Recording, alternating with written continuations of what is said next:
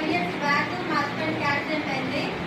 Amount చాలా ఖర్చు అయింది. అత్తమ్మ పొలం అమ్మేయాలని చెప్తే నాకు ఇష్టం లేక ఉన్న గోల్డ్ అమ్మేద్దామని చెప్పి ఒక 5 తులాల గోల్డ్ అమ్మేసినాం. మిగతా 4 తులాల గోల్డ్ బ్యాంక్లో పెట్టడం జరిగింది.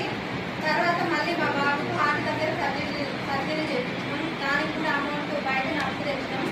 అందుకని నేను అంత దూరం నుంచి ఎంత దూరం వచ్చినా అంటే అమౌంట్ కోసం వచ్చిన. ఇంకోటి మా పిల్లలు హాస్టల్లో వేసి వచ్చిన. మినిమం 80,000 అవుతుంది ఇద్దరికి. కాకపోతే పిల్లల్ని అక్కడ ఉంచడం నాకు ఇష్టం లేదు.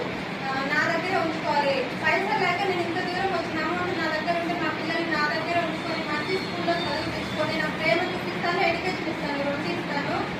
ఎక్కువ అమౌంట్ సంపాదించుకుంటే అవకాశం నాకు ఉంటుంది కదా, అది వెస్టేజ్ అనిపించింది. ఇంకోటి మా అమ్మ వాళ్ళకి కూడా కొడుకులు లేరు. రెస్పాన్సిబిలిటీ మేము అమ్మాయిలం. ఆ రెస్పాన్సిబిలిటీ కూడా నాకే ఉంది. అమ్మ కూడా కొంచెం హెల్త్ ప్రాబ్లం ఉంది.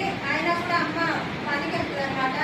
అట్లా నాకు ఇష్టం లేదు. మా అమ్మ ఎప్పుడు ఫీల్ అవుతుంటది, కొడుకుంటే ఇంత జాబ్ చేసి మాకు అమౌంట్ పంపించేవాడు కదా ఖర్చుకి అని చెప్పి. ఆ లోటు మా అమ్మకి తీర్చాలి అని. ఇంకోటి ఆగస్ట్కి 50,000. ఎందుకంటే ఎప్పుడు మా పిల్లలకి ఫీజు కట్టినా కూడా క్రెడిట్ కార్డులో తీయడము, లేకపోతే కూలి పని చేసడము, అవే ఇవే ఎప్పుడు సంపాదించి కూడబెట్టిన తర్వాత ఎప్పుడు ఫీజు పే చేయలేదు. అక్కడ అప్పు తెచ్చి ఇక్కడ అప్పు తెచ్చి ఆ ఫీజు తీసుకుంటాను అనమాట. ఆగస్ట్కి 50,000 వస్తే ఫస్ట్ టర్మ్ క్లోజ్ చేస్తే ఇంకా 2 months వరకు నాకు స్కూల్ నుంచి ఏ కాల్స్ రావు.